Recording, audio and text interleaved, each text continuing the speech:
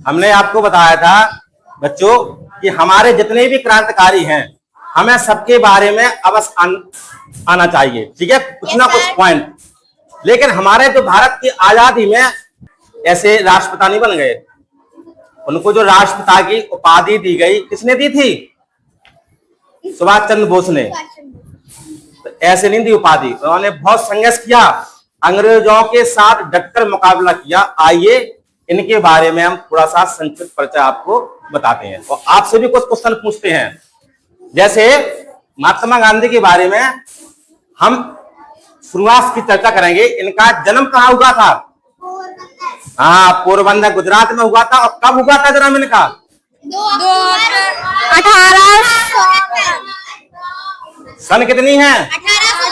1869। एक तो हमारा राष्ट्रीय जो पर्व है उसमें शामिल है 2 अक्टूबर, ठीक है, 15 अगस्त, 26 जनवरी और 2 अक्टूबर। इनका पूरा नाम क्या है? मोहनदास करमचंद गांधी। शाबाश, मोहनदास करमचंद गांधी। इनके पिता कौन थे? मोहनदास। इनकी माता का नाम? पुतलीबाई। पुतलीबाई इनकी माता का नाम था। इनकी पत्नी का नाम? कस्तूरबा गांधी इनकी पत्नी थी। अब देखो, अब महात्मा गांधी का यहाँ से उनकी पढ़ाई होती है। जब वे वकालत की पढ़ाई पढ़ते हैं, वकील की, तो पढ़ने के लिए कहाँ जाते हैं?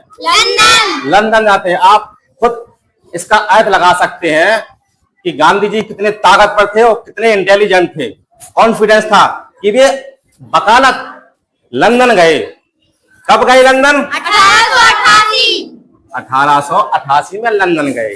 जब वहां से लौट के आए तो दक्षिण अफ्रीका गए वे। कब गए दक्षिण अफ्रीका? 1893। अब देखो, यहाँ सोचने वाली बात है कि 1893 में दक्षिण अफ्रीका गए। क्यों गए? उनके एक मित्र थे गुजरात के, एक उनके मित्र हैं, उनके कुछ केस के सिलसिले में पैरवी के लिए अदालत में अपने दोस्त की पैरवी के लिए दक्षिण अफ्रीका गए, क्योंकि उन्होंने वकालत की पढ़ाई पूरी कर ली थी।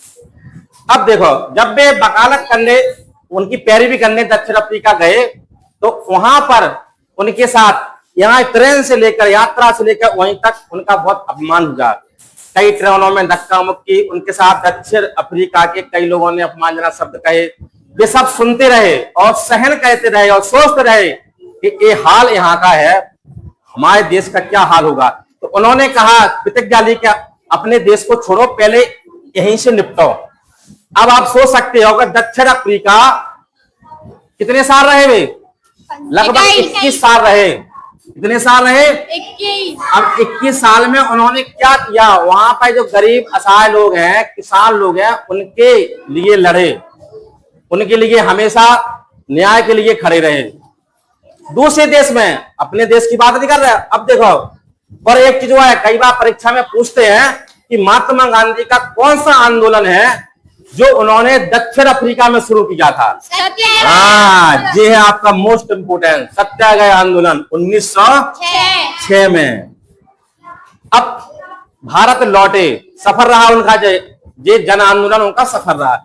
अब जब वे भारत लौटे, कब लौटे? 1915।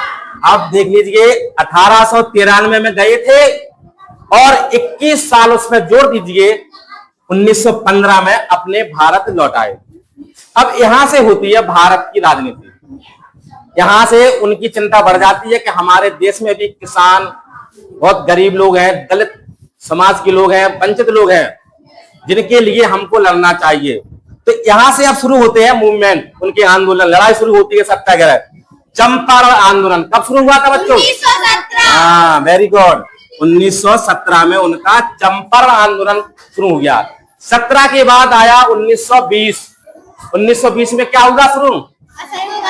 असहयोग आंदोलन 2 साल चला था, 1920 से 22 तक। इसके बाद उनकी जो यात्रा थी, दांडी यात्रा, ठीक है। 1930 में उन्होंने नमक आंदोलन शुरू किया। 1930 में भारत छोड़ो 1942, सही जवाब 1942।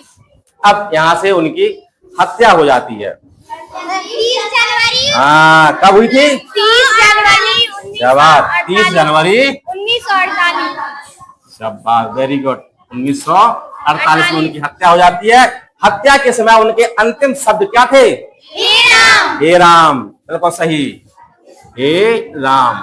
और जो उनकी समाधि है, क्या नाम है समाधि का? राजघाट। बिल्कुल सही, वेरी गुड। समाधि का नाम है राजघाट। ये कहाँ पर है? दिल्ली, नई दिल्ली में यमुना नदी के किनारे संगमरमर से बना हुआ है उनकी समाधि, और वहां पर एक लौ जल रही है बराबर हमेशा। ठीक है। उनका भजन क्या है? रघुपति राघव। हाँ, रघुपति राघव राजा राम। उनका उपनाम क्या है? बापूजी। और राष्ट्रपिता किसने कहा था? पंडित जवाहरलाल सुभाष चंद्र बोस ने।